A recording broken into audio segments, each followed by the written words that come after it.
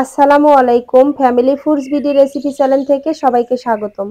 আজকে আমি খুব সহজে এবং অল্প সময়ে দই বানিয়ে দেখাবো।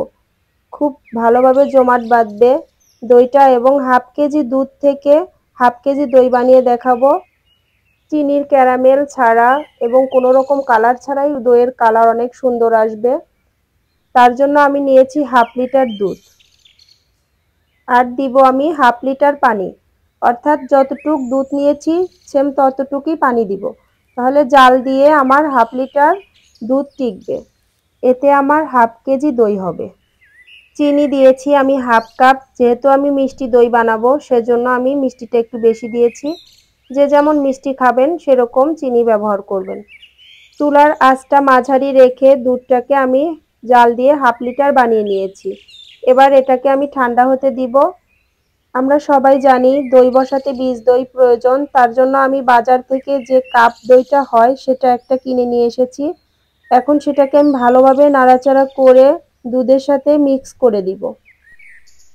অবশ্যই দইটা ভালোভাবে মিক্স করে নিতে হবে। প্রায় 5 মিনিট ধরে আমি মিক্স করে নিয়েছি। দই বসানোর জন্য আমি একটা মাটির বাটি নিয়েছি। আপনারা যে কোনো পাত্রেই দই বসাতে পারেন।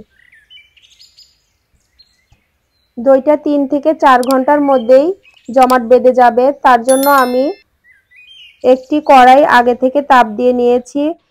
কড়াইয়ের ভিতরে একটি টাওয়াল বিছিয়ে দিয়েছি। খুব সাবধানে বাটিগুলো আমি বসিয়ে দিয়েছি। একটা প্লেট দিয়ে ঢেকে দিব। উপর থেকে টাওয়াল দিয়ে ভালোভাবে ঢেকে দিতে হবে। এখানে আপনারা গরম কম্বলও ব্যবহার করতে পারেন। এটাকে আমি সারা রাত রেখে দিয়েছিলাম। 3 থেকে 4 ঘন্টার মধ্যেই দইটা জমাট বেঁধে যায়।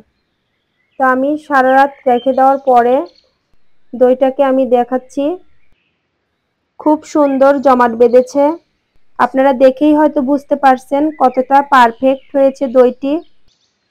দইটি বানাতে আমি হাফ কেজি দুধ নিয়েছিলাম, সেক্ষেত্রে আমার দইটাও হাফ কেজি হয়েছে। অবশ্যই ভালো মানের দুধ নিতে হবে, তাহলে কোনো কালার ব্যবহার করা লাগবে না। আপনারা হয়তো দেখেছেন আমি কোনো রকম কালার ব্যবহার ছাড়াই খুব সুন্দর দইয়ের কালার নিয়ে এসেছি। আমি খুব সহজভাবে খুব অল্প সময়ের মধ্যেই রেসিপিটা বানিয়ে দেখিয়েছি।